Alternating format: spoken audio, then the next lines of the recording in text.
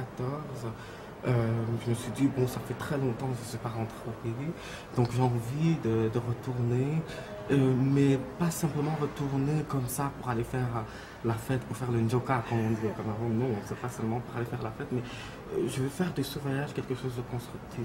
Et il se trouve que quelques mois auparavant, j'avais participé, quelques années, non quelques mois, j'avais participé à une conférence sur la guerre d'indépendance du Cameroun, avec le livre Cameroun, qui parle des... Voilà. Exactement. Et c'est un livre qui m'a beaucoup bouleversé parce que je me suis dit, mais je n'en savais pas grand-chose. Et donc quand je rentre au Cameroun, je me dis, il faut absolument que j'aille sur les traces de Oumyobé.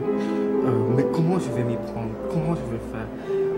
Réseautage, je file en aiguille, comme ça, je vois un oncle qui voit d'autres personnes et on tombe sur un monsieur qui est du village de Sompek, où s'est passée vraiment la grande résistance en Pays Bassin.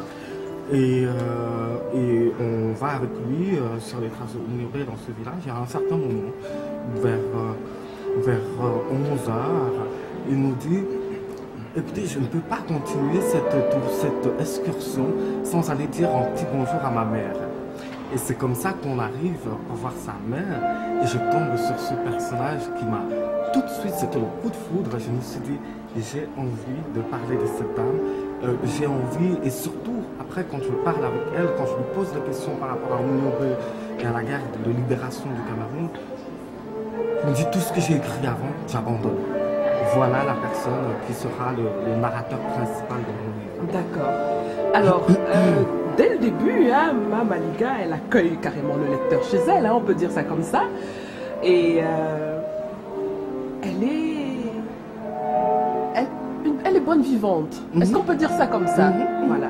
Donc elle nous entraîne dans ses souvenirs qui racontent bien sûr le cadre dans lequel les luttes d'indépendance se passaient au Cameroun, mais aussi comment les gens vivaient à cette époque.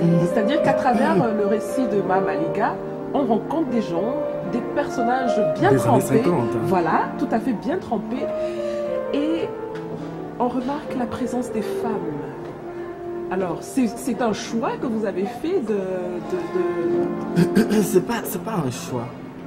C'est pas un choix. En écrivant Confidence, d'ailleurs le titre s'est imposé tout de suite. Je savais que cette Confidence était vraiment une de ces fois là où je suis sûr du titre.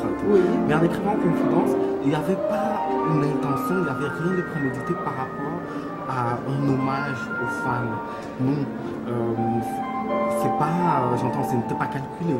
Mais il se trouve que quand on parle, parce qu'après je n'ai pas parlé seulement avec Mame Maliga, je l'ai rencontrée pendant une bonne matinée, pendant 4-5 heures, mais j'ai parlé avec beaucoup de personnes dans cette région. Il se trouve aussi que c'est ma région d'origine, le Pays Bassin où je n'étais jamais parti. Donc là, je découvre aussi mon village, je veux dire le village de mes parents, la région de mes parents.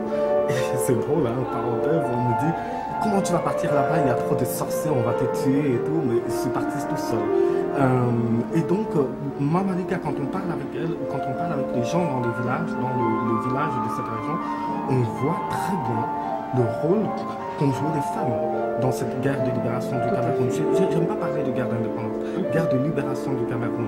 Et souvent... Parfois même en conflit avec leur mari. Exactement, mais il faut voir que c'est pas seulement au Cameroun. De manière généralisée, les femmes ont été les grandes oubliées de l'histoire. Partout où les grands événements de l'histoire récente, si on prend les 2 dernières guerres, tous les grands conflits, on va toujours citer les protagonistes masculins, alors que les femmes ont souvent joué des rôles pas simplement passifs, mais souvent très actifs. Lorsqu'on voit dans le camp de concentration où il y a cette dame qui est revenue souvent dans les témoignages que j'ai eus, c'est des dames qui se levaient pour refuser d'être confinées comme ça dans les camps de concentration que les Français appelaient joliment zone de pacification. Mais il y a quelque chose aussi, pour terminer, c'est que les femmes, elles n'ont pas le choix. On ne peut pas vous mettre par exemple dans un camp de concentration avec des enfants. Vous ne savez pas comment vous allez les nourrir. Les enfants sont en train de mourir de faim, de maladie, de ceci. Il faut bien faire quelque chose. Et puis les hommes étaient dans le maquis. ils étaient dans le maquis, c'est un peu comme on trouve à la Deuxième Guerre mondiale en Europe, il n'y avait presque plus d'hommes. Tous, quand on prend des pays comme la France, tous étaient sortis pour aller faire la guerre.